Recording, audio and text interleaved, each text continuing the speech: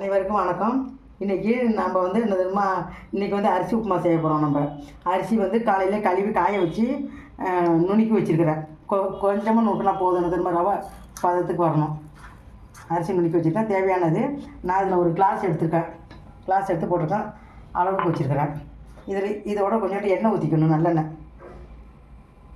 நல்லெண்ணெய் ஊற்றி கொஞ்சம் பிசைஞ்சு வச்சிடணும். ஒரு 5 நிமிஷம் பிசைஞ்சு வச்சுருவோம். அது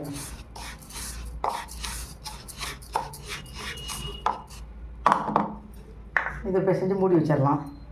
இதுக்கு தேவையான பொருள் அரைக்கிறதுக்கு பொடி நுணுக்க, துவரம்பருப்பு,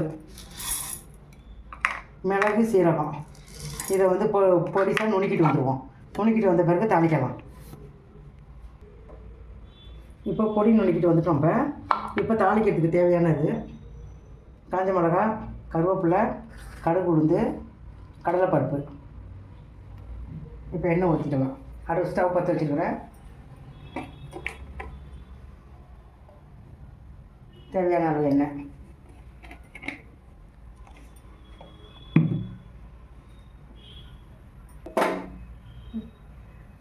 சூடாகிடுச்சு. இப்போ கடுகு, உளுந்து போடுவோம்.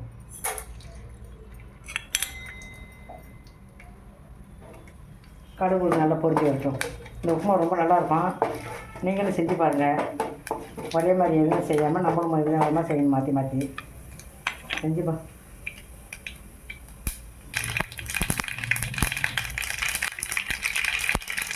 இப்போ பொரிஞ்சு வச்சுட்டு கடலைப்பருப்பு போட்டுக்கலாம்.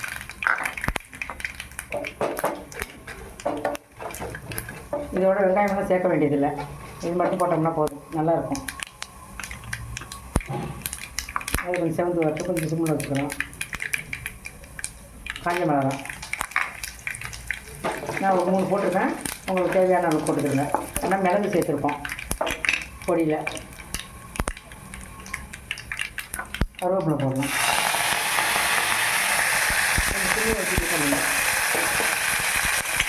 பெருங்காயத்தூள் தேவையான அளவு பெருங்காயத்தூள் போட்டுருங்க.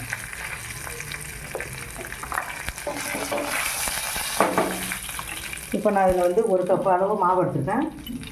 இப்போ 2 கப்பு தண்ணி ஊற்றி விடணும்.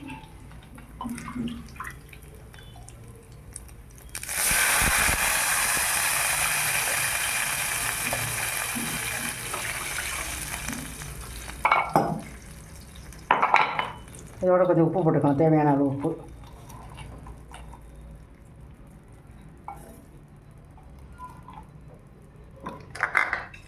நல்லா கிண்டி விட்டுருவோம். ஸ்டவ் கொஞ்சம்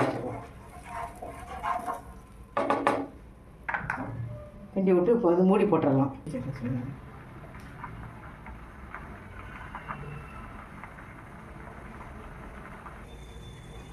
இப்போ நல்லா கொதி வந்துச்சு. கொதி நல்லா வந்துச்சு பாருங்கள். இப்போ என்ன பண்ணுவோம், அரிசி போட்டுருவோம்.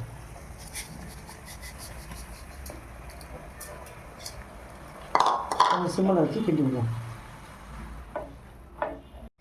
இப்போ செஞ்சாச்சு. ஸ்டவ் ஆஃப் பண்ணிட்டேன். கீழே இறக்கி வச்சுக்கலாம். கீழே இறக்கி வச்சு ஒரு பாத்திரத்தை மாற்றிக்கணும். பாருங்கள், நல்லா கிண்டி விட்டுக்கணும். நல்லா சுவையாக இருக்குதும், பார்க்கவே இல்லாது. இது மேலே கூட கொஞ்சம் நெய் கூட ஊற்றிக்கலாம். நெய் ஊற்றிக்கலாம் டேஸ்ட்டுக்காக. செய்கிறப்பே வாசம் கம்மன்னு வருது. ஏன்னா மசாலா எல்லாம் போட்டிருப்பாங்க. ரொம்ப சுவையாக இருக்கும். அது நல்லா சாப்பிடுங்க. சாப்பிட்டு கமெண்ட் பண்ணுங்க. எனக்கு எப்பயுமே நீங்களும் செஞ்சு பார்த்துட்டு நல்லா இருக்கா என்னென்னு கமெண்ட்டில் சொன்னால் தானே எனக்கு தெரியும். அடுத்தடுத்து போடுறதுக்கு நல்லாயிருக்கும். இந்த ஒரு பாத்திரத்துக்கு மாற்றிடுவோம்.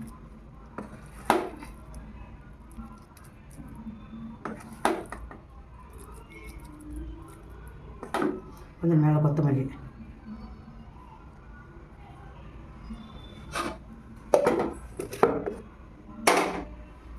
உங்களுக்கு பிடிச்சிருந்தால் லைக் பண்ணுங்கள், ஷேர் பண்ணுங்கள், கமெண்ட் பண்ணுங்கள்.